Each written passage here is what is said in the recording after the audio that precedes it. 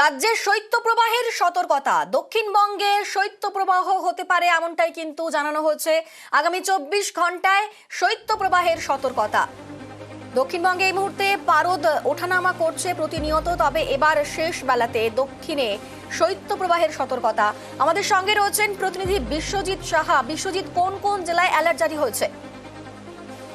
একদমই শৈত্যপ্রবাহ ইতিমধ্যেই রাজ্যের ৮ জেলায় শৈত্যপ্রবাহ, এবং দক্ষিণবঙ্গের যদি আমরা ধরি দক্ষিণবঙ্গের 6 জেলায় এই শৈত্যপ্রবাহ আজ রয়েছে, এবং আগামী 24 ঘন্টায় শৈত্যপ্রবাহ এই দক্ষিণবঙ্গের 6 জেলার কিছু অংশে, সেগুলো পুরুলিয়া, বাঁকুড়া, পশ্চিম বর্ধমান, বীরভূম এবং ঝাড়গ্রাম ও পশ্চিম মেদিনীপুর, অর্থাৎ মূলত পশ্চিমের জেলাগুলিতে তাপমাত্রা অনেকটাই নেমে গেছে। 7-8 ডিগ্রিতে তাপমাত্রা আজ নেমে গেছে, এবং এই একেবারে তাপমাত্রা এক ধাক্কায় অনেকটা নেমে যাওয়ায় কার্যত শৈত্যপ্রবাহের মতো পরিস্থিতি তৈরি হয়েছে।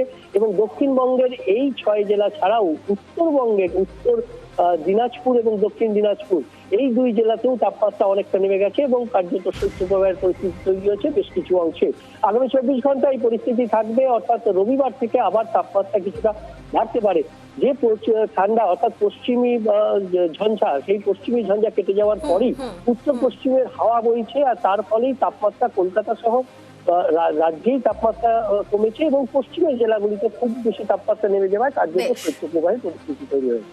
বেশ, ধন্যবাদ বিশ্বজিৎ।